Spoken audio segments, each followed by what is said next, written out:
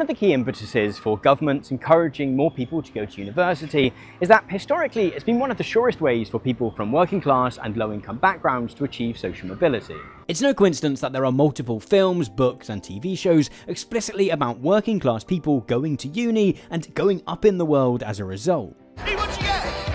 A and two Bs. Doing so, however, generally means needing to increase capacity, expanding existing universities and building new ones in order to ensure there are enough spaces for all the new students that are being encouraged to do degrees. In the UK, the power to award degrees used to be closely guarded. For an institution to become a university, it had to be granted a royal charter, or if you're as old as the University of Cambridge, a papal bull. Starting in the 1960s and then accelerating in the 1990s, the government here have made the process of becoming a university progressively easier. The plan was informed by a kind of Saltburn logic, that if you could get more working and middle-class people to go to university, then the lower orders could pull themselves up by their bootstraps, metaphorically murder the social elite, and we could all live in beautiful classless harmony. Suffice it to say, that hasn't happened.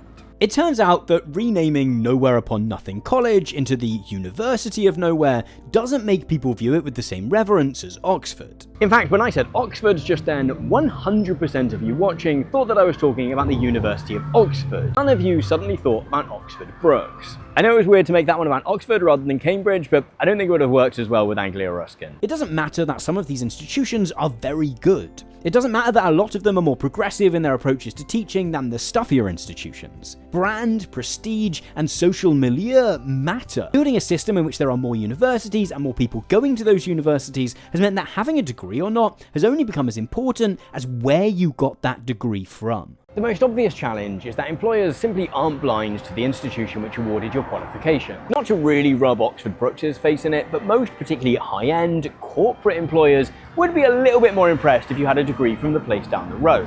Many top universities will now advertise the fact that certain employers specifically target graduates from their institutions when recruiting. Reasonably strict hierarchy has emerged between institutions.